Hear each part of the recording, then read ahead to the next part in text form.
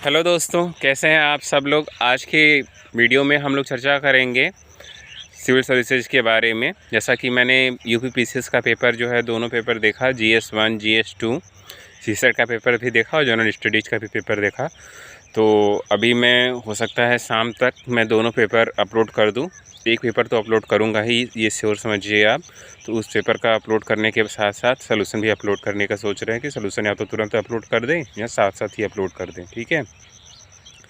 Next one है कि UPSC civil services के बारे में भी थोड़ा डिस्कशन किया जाएगा। पीछे के दो वीडियोज़ में हमने यूपीएससी सिविल सर्विसेज के बारे में जो डिस्कशन किया था, पहले वीडियो में तो ये डिस्कशन था कि यूपीएससी के जो चेयरमैन थे, पूर्व चेयरमैन थे और अभी के चेयरमैन थे, उन्होंने जो चेंज करने की बात करी थी, जैसे एज लिमिट और अटेम्प्ट्स के बारे में बात करी थी कि वो चेंज करने की बात। और साथ ही साथ जो हमारे अभी के चेयरमैन हैं उन्होंने कहा था कि नहीं, ऐसा कुछ भी चेंज नहीं किया जाएगा। और जो अभी के चेयरमैन हैं उन्होंने एक सेमिनार कंडक्ट कराया था आज से लगभग 12-14 दिन पहले, लगभग 30 तारीख को उन्होंने सेमिनार कंडक्ट कराया था। तो जब कंडक्ट कराया था उन्होंने, वो कंडक्ट कराने के टाइम पे उन्होंने सारी बातें बताई थी कि यूपीएससी को लेकर के क्या क्या मिथ हैं और क्या क्या होना चाहिए। जैसे उन्होंने जो मिथ में गिनाया था कि कोचिंग ज़रूरी है, कोचिंग ऐसा कुछ भी ज़रूरी नहीं है। तो कोचिंग उन्होंने भी नहीं किया था। बहुत सारे लोग बिना कोचिंग के देश के कोने कोने से निकाल रहे हैं। यूपीएससी के बारे में उन्होंने बताया था कि नहीं, एनसीईआरटी पढ़नी चाहिए, स्टैंडर्ड बुक्स पढ़ना चाहिए, आंसर राइटिंग करनी चाहिए, एमसीक्यू सॉल्व करना चाहिए, प्रीवियस ईयर पेपर लेकर के देख लेना चाहिए, जिससे पता चले कि पेपर किस तरीके के आ रहे हैं। प्रीवियस ईयर पेपर देख लेने से सबसे बड़ी बात जो ये होती है वो ये होती है कि आपको पता चल जाता है कि क्वेश्चन बनाए कैसे जा रहे हैं। अगर देखो एक बार आपको पता चल जाएगा ना कि उनका क्वेश्चन पूछने का तरीका क्या है और वो रियली आपसे क्या जानना चाहते हैं क्वेश्चन से, है ना, किस तरीके के, किस डेप्थ के, कितना एनालिटिकल लेवल के क्वेश्चन बना रहे हैं, ऑप्शंस वो कैसे रख रहे हैं। जैसे ऑप्शंस भी नहीं रख रहे हैं कि पहले 4 स्टेटमेंट दे दिया, फिर 4 स्टेटमेंट के बाद स्टेटमेंट 1 और 2, स्टेटमेंट 2 और 3, स्टेटमेंट 3 और 4, स्टेटमेंट 1 2 3 4, है ना। या फिर स्टेटमेंट 1 2 3 2 3 1, फिर 3 4 1, ऐसे करके 1 बाय 1 वो 4 रख रहे हैं ऑप्शंस। तो इस तरीके से करने से जो परम्यूटेशन और कॉम्बिनेशन टाइप से वो अपना आंसर्स रख रहे हैं, तो इससे क्या होता है कि अगर ज़रा सा भी आप मिस कर जाओगे गेस करने में तो फिर गड़बड़ा जाएगा। तो जो अभी चेयरमैन सर का ये कहना था कि आप जितना श्योर हो, ठीक है, जैसे 100 क्वेश्चन है तो 100 क्वेश्चन तो करना नहीं है, 100 क्वेश्चन किसी को आते भी नहीं है, इवन जो टॉपर भी हैं उन्हें भी नहीं आते, है ना। जो हमारे प्रोफेसर या टीचर पढ़ाने वाले होते हैं उनको भी नहीं आता है। तो 100 क्वेश्चन के चक्कर में आपको पढ़ना ही नहीं है। आप ज़्यादा से ज़्यादा 70 या 80 क्वेश्चन करिए। किसी का जो है एक्यूरेसी ज़्यादा अच्छा होता है तो 70 क्वेश्चन 75 क्वेश्चन करके चला आता है 100 में से सिविल सर्विसेज में, और किसी का एक्यूरेसी कम होता है तो वो थोड़ा 80 क्वेश्चन तक, 85 क्वेश्चन तक भी कुछ लोग पहुँच जाते हैं, ठीक है। तो वो एक्यूरेसी आपको कैसे पता चलेगी, जब आप MCQ सॉल्व करना शुरू करेंगे किसी भी कोचिंग का लेकर के, जब आप सॉल्व करना शुरू करेंगे तो आप देखेंगे कि आप कितना क्वेश्चन कर रहे हैं, तो उसमें से कितने आपके सही हो रहे हैं, कितने एक्यूरेटली करेक्ट हो रहे हैं और कितने जो है रॉन्ग हो जा रहे हैं। Negative marking is like killing.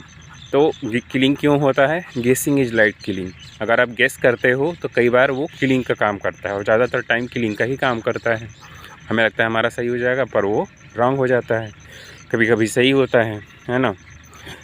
तो 80 में से कम आपको, अगर मान लीजिए 80 क्वेश्चन कर रहे हैं, 75 क्वेश्चन कर रहे हैं, तो कम से कम 45 क्वेश्चन 50 क्वेश्चन आपको आने चाहिए। 45 तो आने ही चाहिए। कुछ बच्चे कह देते हैं कि नहीं हमें 30-35 ही आते हैं सर, बाकी हम 40-45 जो है गेस कर लेंगे तो क्या उसमें से आधा हो जाएगा, फिर हो जाएगा हमारा। तो स्कोर करके वो जब खुद ही से मैथमेटिकल से एनालिसिस करेंगे मैथ से, तो देखो 30 दूना कितना होता है, 60 होता है, सीधी सीधी बात है। फिर उसके बाद जब वो एनालिसिस करेंगे आगे, तो 40 में से मान लीजिए अगर 20 भी करेक्ट होते हैं तो 20 करेक्ट होने के बाद 40 दूना 20 दूना 40 हो गया, 60 और 40 100 हो गया। फिर 20 उसमें से माइनस होकर 80 आ जाएगा। कट ऑफ इतनी तो जा नहीं रही, कट ऑफ कम से कम 95, 98, 100 के अबाउट जा रही है, 90 के अबाउट भी गई है 2022 में।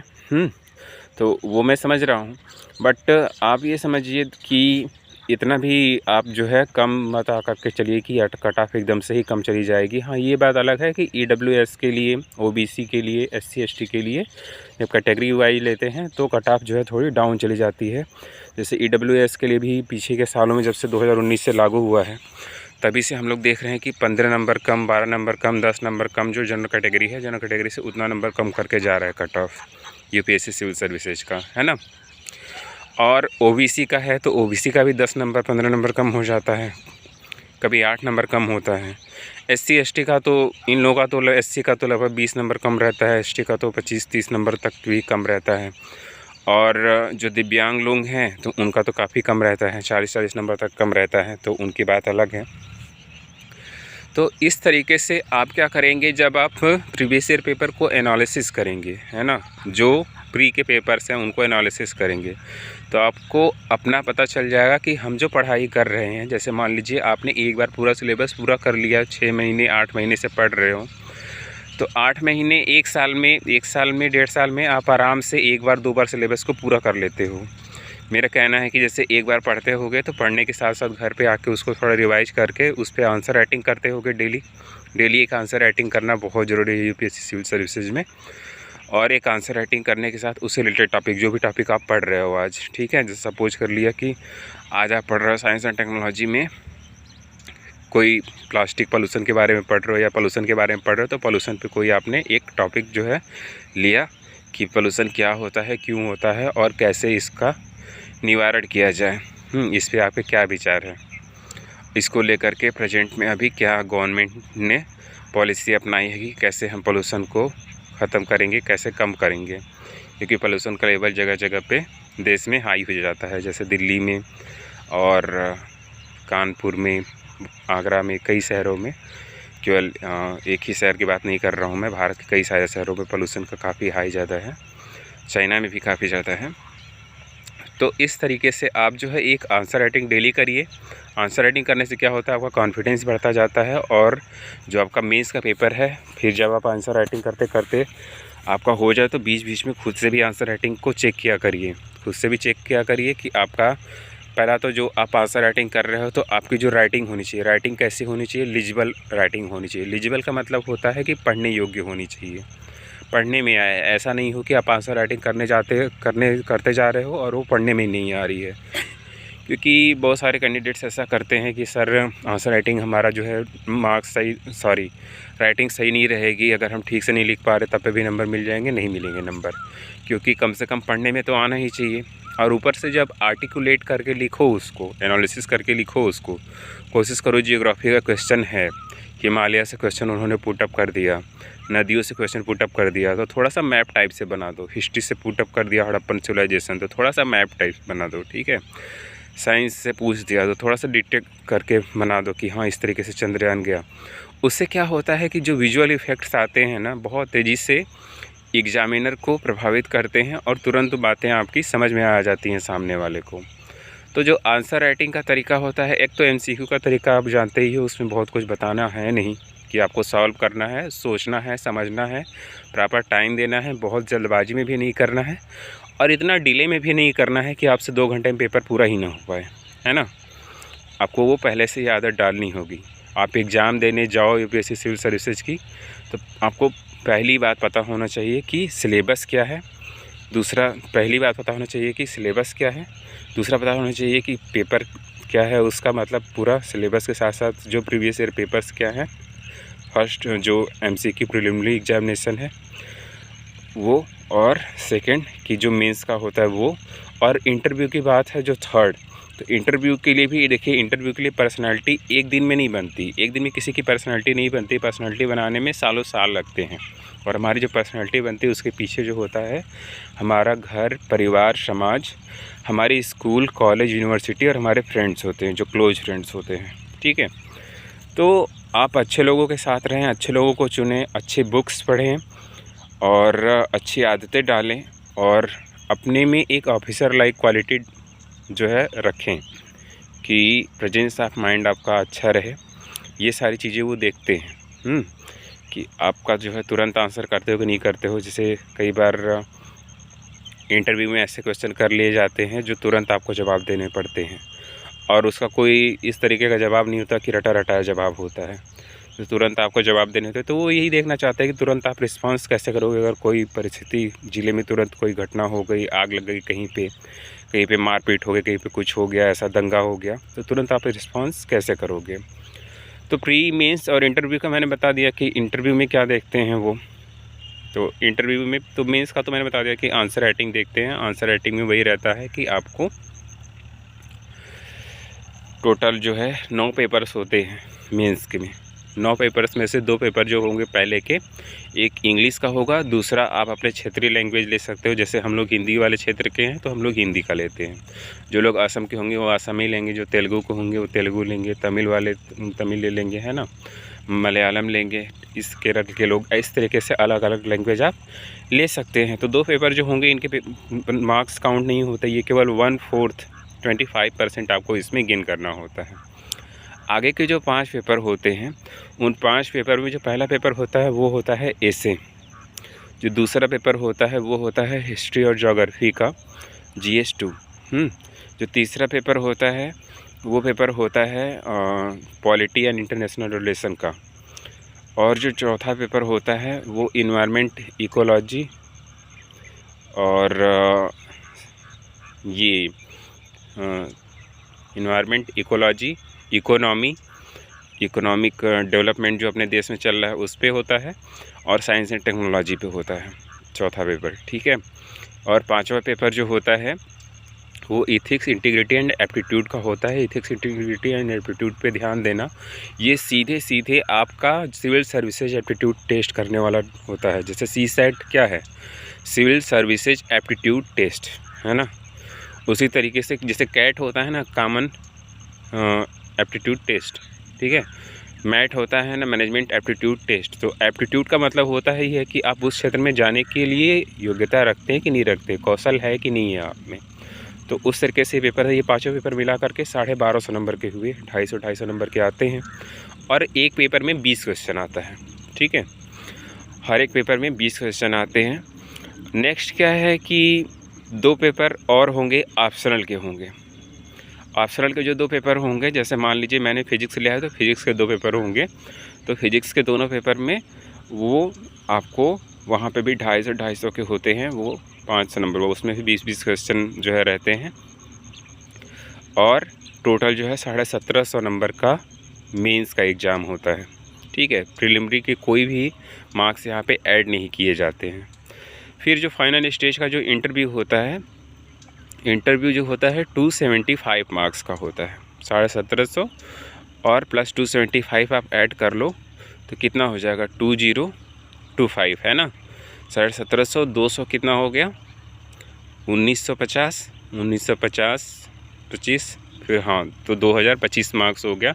अब उतने में 50% भी कोई ला देता है तो समझ लो वो टॉपर होता है, वो टॉप 10 में, टॉप 100 में, टॉप 50 में तो 100% आ ही जाएगा। तो कितना गेन करना है आपको, 50% गेन करना है।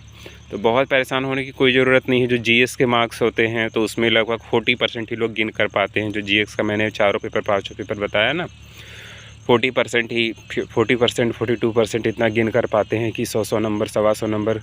किसी में मान लीजिए ऐसे में लोग जो है थोड़ा सा 60% तक गेन कर लेते हैं कि 250 में से 160 नंबर 150 नंबर भी जो लोग बहुत अच्छा लिखते हैं वो गेन कर लेते हैं। वैसे ही यहाँ पे जो हमने और पेपर्स लिए, history, geography, civics, economics, environment and ecology, ethics, integrity and aptitude, तो ये सब में भी किसी का भी मार्क्स जो है किसी पेपर में ज़्यादा आता है, किसी में थोड़ा कम आता है, इस तरीके से आता है। तो कभी 831 पे कट ऑफ जाती है, कभी 800 पे जाती है, कभी 850 पे जाती है, इस तरीके से करके जाती है कट ऑफ। पीछे के सालों में 700 वगैरह भी जाती थी 2018 और 19 से पहले। तो इस तरीके से जो है कट ऑफ बनती है और फाइनली जो है आप सेलेक्ट होते हो। और इस पूरे प्रोसेस में प्री, मेंस और इंटरव्यू का ये जो पूरा प्रोसेस है, इंटरव्यू के बाद रिजल्ट आने का प्रोसेस है, टोटल 1 साल लगभग लग जाते हैं। तो ये 1 साल का एग्ज़ाम है और 1 साल एटलीस्ट मिनिमम 1 साल या 1 से 2 साल, है ना, 1.5 साल 2 साल आपको सिलेबस पूरा करने में और उसे 3-4 बार 4 बार 5 बार रिवाइज करने में लगता है। तो तो मेरा यही कहना होगा कि कम से कम जो है आप 4 बार 5 बार रिवाइज करके, मिनिमम 3 बार 4 बार रिवाइज करके ही एग्ज़ाम दें। और रिवाइज करने, केवल रिवाइज करने की बात नहीं है, रिवाइज करने के साथ साथ आप प्रैक्टिस करें। प्रीलिम्स का जब टेस्ट देने जा रहे हैं तो कम से कम आप 40 से 50 पेपर प्रैक्टिस करके जाएँ, जो मार्क पेपर्स होते हैं मार्केट में अवेलेबल। और साथ ही साथ प्रीवियस ईयर पेपर्स जो है 5 साल का निकाल करके 5 साल का उसे भी सॉल्व कर डालें। कई बार जगह तो मार्केट में सॉल्यूशंस भी उपलब्ध हैं, है ना, तो वो सॉल्यूशंस भी आप ले सकते हैं। वो सॉल्यूशंस ले करके उन सॉल्यूशंस से भी आप सीख सकते हैं। तो सॉल्यूशंस अगर 5 साल का आप लेते हैं तो 5 साल में से मान लीजिए 5 क्वेश्चन तो आ ही जाते हैं, पर क्वेश्चन रिपीट नहीं होते। आप ये बात ध्यान रखिएगा, ज़रूरी नहीं है कि मैं कह रहा हूँ तो आ जाए, क्योंकि मैंने देखा था तो मैंने रिवाइज़ किया था तो 2-3 क्वेश्चन आए थे। जबकि मैंने भी 5 साल का रिवाइज़ किया था तो उसमें एक आर्टिकल 21 का रिवाइज़ हुआ था, एक इकोनॉमी का क्वेश्चन रिवाइज़ हुआ था। तो इतना रिवाइज़ हुआ था, अब बहुत रिवाइज़ नहीं होता। पहले के ज़माने में होता था कि 2010-2012 तक 60% तक के आसपास रिवाइज़ हो जाता था। जो लोग 20 साल का पेपर रिवाइज़ कर लिए, 15 साल का पेपर रिवाइज़ कर लिए ना, तो उससे 60% तक पेपर का मार्क्स बन जाता था उनका। फिर उसके बाद बचा खुचा जो अपना पूरा सिलेबस अच्छे से पढ़ा है, किया है, वो ऐसे कर लेता था। पीसीएस में भी ऐसे ही होता था, पर पीसीएस में भी अब ऐसा नहीं रह गया है कि सब पिछले ईयर पेपर से आएगा, पिछले साल के पेपर से तो आएगा, पर आपको साथ ही साथ पूरा जो है कोर्स सिलेबस पढ़ना होगा, अच्छे से पढ़ना होगा, बेसिक कॉन्सेप्ट्स क्लियर करने होंगे। तो प्री के लिए मैंने बताया आपको कि प्री के लिए आपको सबसे पहले यही करना है कि जो भी आप पढ़ाई करें डेली का उस पर एमसीक्यू लगाएं और एक क्वेश्चन डेली लिखते जाएं। उससे आपको लिखने की हैबिट हो जाएगी और आपको कॉन्फिडेंस डेवलप होगा। और ध्यान रखना, लिखने से आपकी पर्सनैलिटी भी अच्छी बनती है। आप कॉन्फिडेंट रहते हो, उस टॉपिक पे आप बोल पाते हो अच्छे से। अगर नहीं लिखते हो तो क्या होता है कि थोड़ा सा भूलने लगते हो जल्दी। खुद से लिख लेते हो तो उस पर एमसीक्यू भी पूछा जाता है तो आप जल्दी फंसते नहीं हो, उसका राइट जवाब देते हो। तो ये लिखने का फ़ायदा है। Next I am going to say that ऐसे क्यों पूछते हैं। ऐसे भी पहले एक पूछा जाता था, अब 2 कर दिया गया है। तो ऐसे पूछने का सबसे core of the core syllabus core बात होती है कि पहले के टाइम पे अभी भी होता है, जो सिविल सर्वेंट होते हैं उन्हें, जैसे मान लीजिए एकाएक से मिनिस्ट्री से कोई ऑर्डर आया, गवर्नमेंट से कोई ऑर्डर आया, तो 1000 पेज 2000 पेज आपको पढ़ना पड़ जाएगा। और टाइम दे देंगे कि 4 दिन में, एक हफ्ते में आप हर हाल में पढ़ करके हमें दो। तो आप एकाएक से पढ़ोगे, किसी और को तो दे नहीं सकते, क्लर्क वगैरह को कि आप पढ़ लेना। अगर वो पढ़ ही पाते तो आपके जगह वो होते, वो आप तो होते नहीं, है ना, वहाँ पे। तो आपको फटाफट पढ़ना पड़ जाएगा। जिसकी पढ़ने की स्पीड नहीं होगी, पढ़ने की स्किल नहीं होगी, सेल्फ स्टडी की, वो नहीं कर पाता है। तो आप तेज़ी से जो है उसको पढ़ते जाइए, पढ़ने के साथ साथ उसका जो है करते जाइए। तो ये चीज़ करना होता है। और दूसरी बात, जो ऐसे होता है उससे पर्सनैलिटी टेस्ट के जैसे होती है वो चीज़, कि ऐसे में मेन 3 चीज़ें होती है। पहला कि आप ऐसे का मेन आपका पर्पज़ क्या है, जो टॉपिक है। पहले के जो ऐसे आते थे 2000, जब से डीपी अग्रवाल सर आए थे, तो ना उनके टाइम से चेंज हुआ था, 2008 से आए थे वो, 2014-15 तक रहे। तो उस टाइम तक क्या हुआ था कि जो history, geography, civics, economy, polity, science and technology, governance, यहाँ से आते थे ऐसे। फिर उसके बाद 2019-20 से क्या हो रहा है कि जो अब्स्ट्रैक्ट है, जो फिलॉसफी है, साइकोलॉजी है, यहाँ से ये ऐसे पूछ देते हैं, है ना। जैसे सत्य और अहिंसा पे पूछ दिया, जीवन क्या है ऐसा करके पूछ दिया। तो बड़ा अब्स्ट्रैक्ट टाइप का पूछते हैं। तो इस पे आप कायदे से प्रैक्टिस करके जाओगे तब कर पाओगे। उधर तो होता था तो जीएस का, जिसका प्रिपरेशन अच्छा होता था, तो उससे भी वो लिख लेता था ऐसे, क्योंकि जीएस वाले टॉपिक से ही वो पूछते थे, रिलेट करके उसी वहीं से लिख लेते थे ऐसे। और जीएस पे वैसे भी लिखने की आदत रहती ही थी। और एथिक्स, इंटीग्रिटी एंड एटीट्यूड का सब्जेक्ट ऐसा है कि अगर आप बार बार रिवाइज नहीं करेंगे तो भूल जाते हैं। फिलॉसफी तो ज़्यादातर लोगों को उसका जो होता है इसेंस भले याद रहे, पर जो कोर ऑफ द कोर होता है वो भूल जाता है।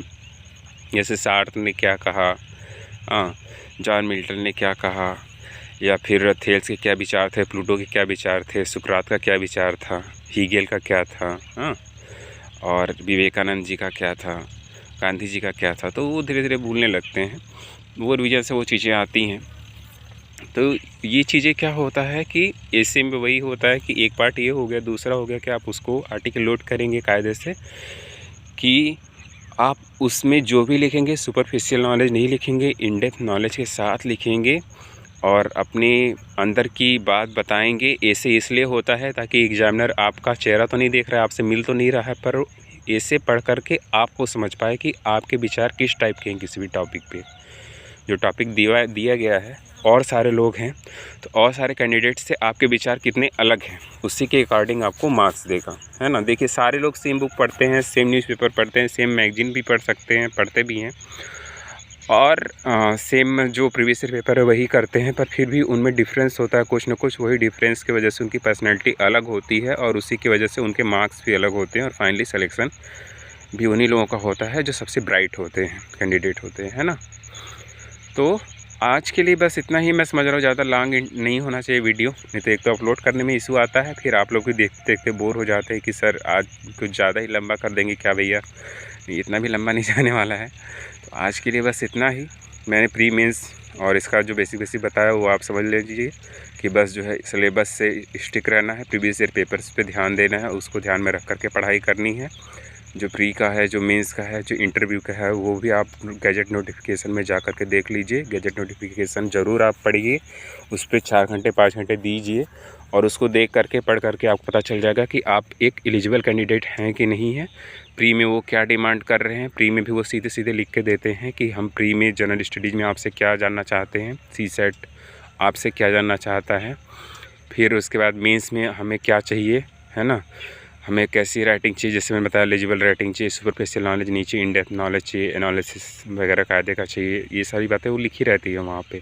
इंटरव्यू में क्या चाहिए, तो इंटरव्यू में सीधे कह रहते हैं कि ऐसा पर्सन जो आसपास अपनी दुनिया से, समाज से, गांव से, शहर से, सिटी से जुड़ा हो, दुनिया में कुछ नया टॉपिक हो रहा हो, जैसे अभी हमास का युद्ध जो है रुका हुआ है, वहाँ पे शांति समझौता हुआ है हमास इजराइल का, तो उसमें कोई विचार रखना हो तो इंटरव्यू में पूछ दिया गया तो उस पर वो बता सके, है ना।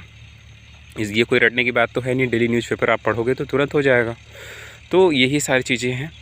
तो ऐसे करके करना है। अपने शहर के बारे में पूछ देंगे कि आपके शहर में ऐसी ऐसी बातें हैं, क्या क्या वहाँ पे फेमस है, क्या अच्छा है, क्या वहाँ का इशू है, उस इशू को आप वहाँ पे जाते तो कैसे हैंडल करेंगे, है ना। तो ये सारी चीज़ें बहुत याद करने की नहीं है।